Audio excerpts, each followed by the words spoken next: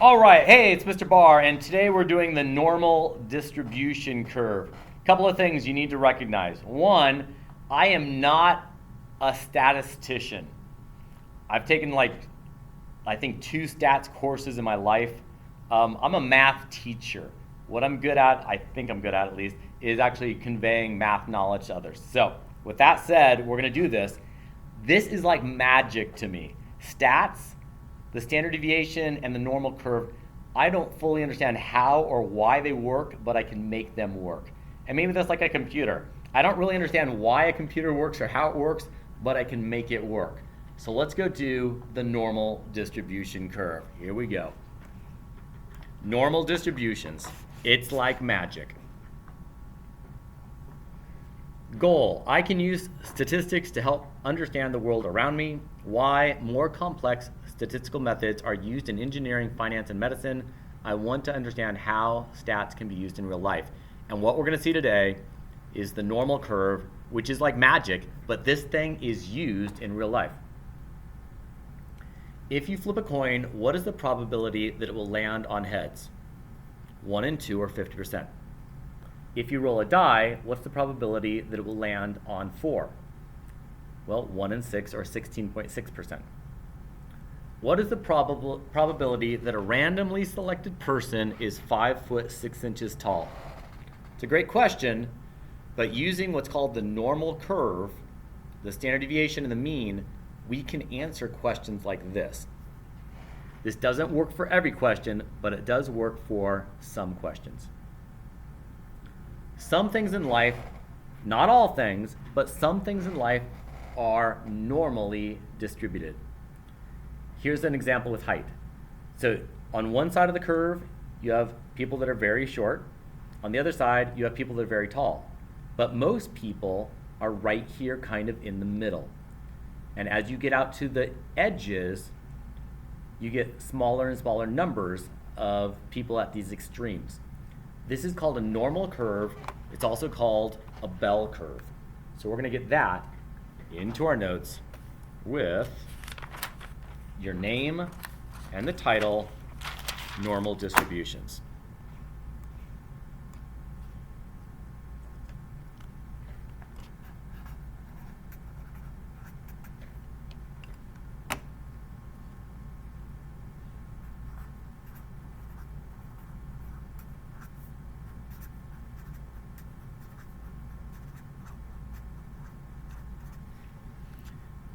So we get this bell curve.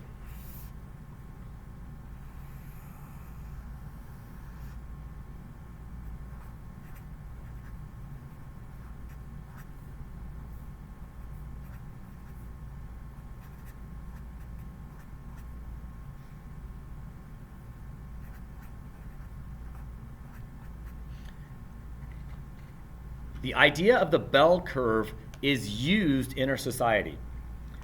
So things like height usually follow a normal distribution.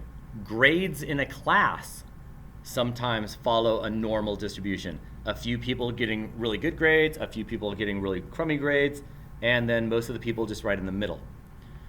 Intelligence is usually normally distributed. So we've got the Einsteins, we have people that are really low on the intelligence scale, not making judgments here, not saying value judgments at all. But most of us are right here in the middle somewhere. Like this is where Mr. Barr lives, right here. This is where most of us are right here, some a little bit below the average, a little bit above the average. If we know the mean and the standard deviation, we can make predictions about percentages of people in these different regions. And that's what we're about to do.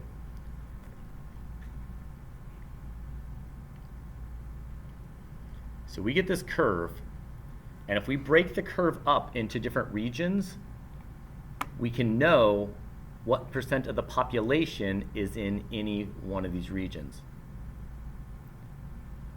So the center is the median, not the median, the mean.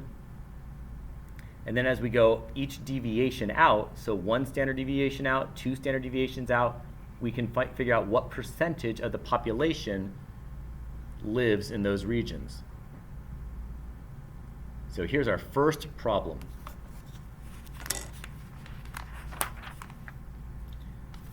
So if I know that the mean is 78 and the standard deviation is 3.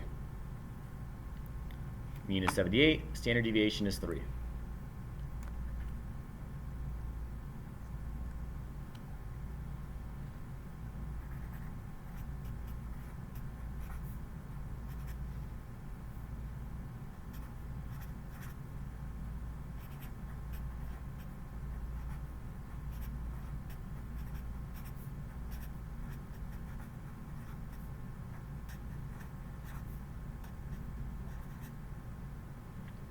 Cool? I am now going to draw a normal curve based off of this information. Don't worry if your curve isn't perfect. It's not a big deal. Right here in the middle of my curve is my 78.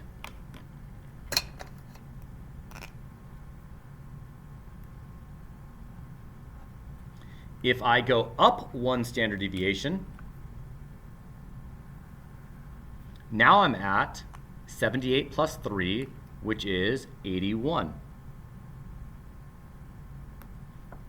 If I go down 1 standard deviation, I'm at 78 minus 3, which is 75.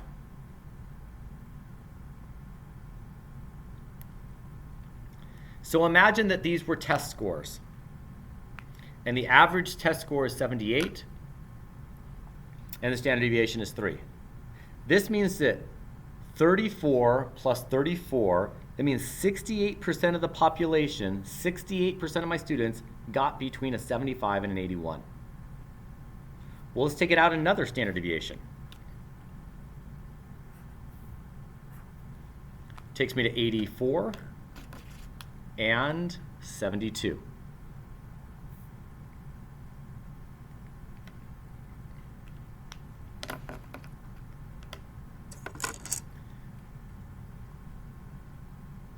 Oh, my pen's dead.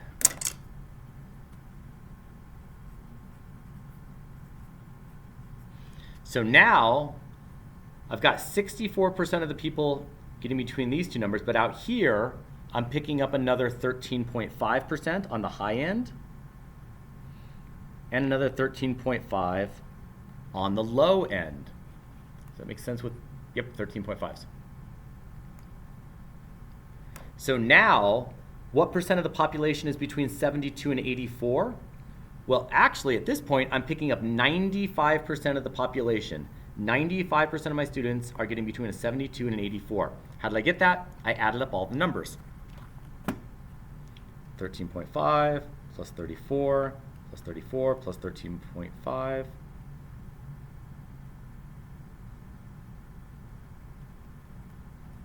%. Well, let's go out one more standard deviation. That's going to take me to 69 and 87.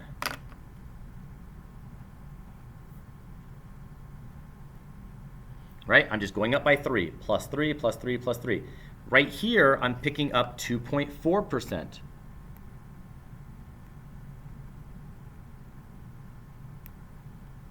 So what percentage of people got between an 84 and an 87?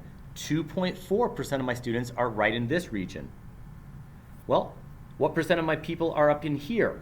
Well, I just add up the percentages. And now, this little speck right here, let's see, let's go up one more standard deviation. This takes me to 90, and this takes me to, it actually is taking me to the end of it. It's taking me all the way out. 69, what's that, 66? And right here, we get our final 0.1%.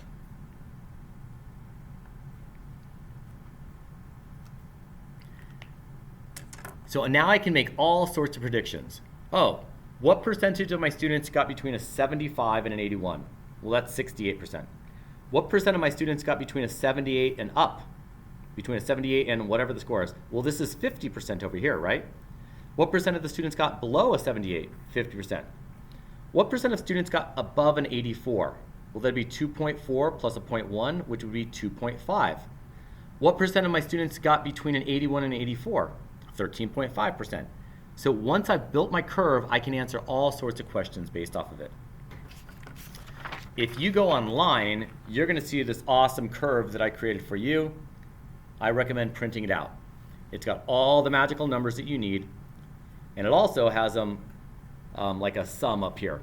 So this is 1 deviation below, 1 above is 68%, 2 deviations below, 2 above, 3 below, 3 above.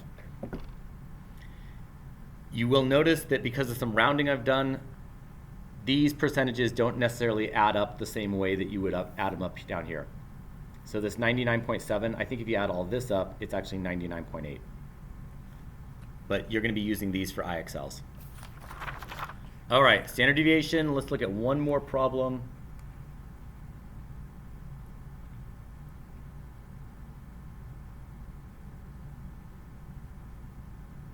Okay, let's do this one.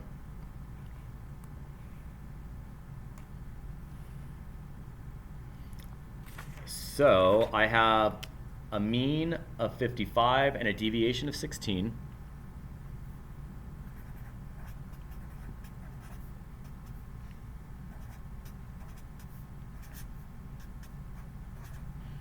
Mean of 55, standard deviation of 16, and I want to know what's the probability that x is between 23 and 87.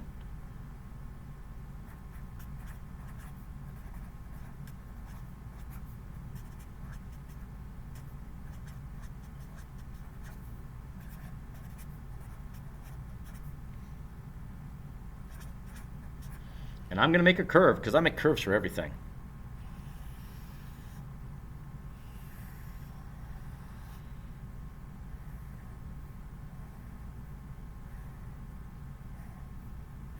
And I'm already breaking it up, ready to go. So where's the middle of this curve? Middle of this curve is at 55. Let's go up a deviation. So 55 plus 16 takes me to 71, plus 16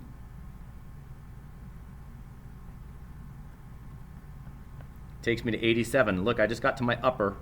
I just got up to the upper. Let's go down to the lower. 55 minus 16 is 39. Minus 16 is 23. I just got to my lower. So I want to know what percentage of the population is in these regions right here.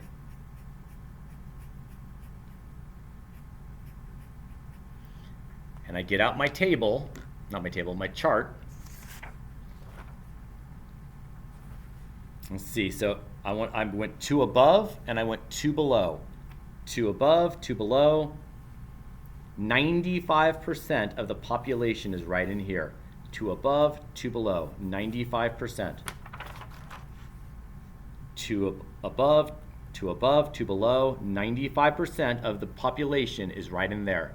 So the probability that whatever this data is, that it's going to be in here is 95% is in here, which means 2.5% is over here and 2.5% is over there. All right, go work on the IXL that goes with this. Thanks for watching.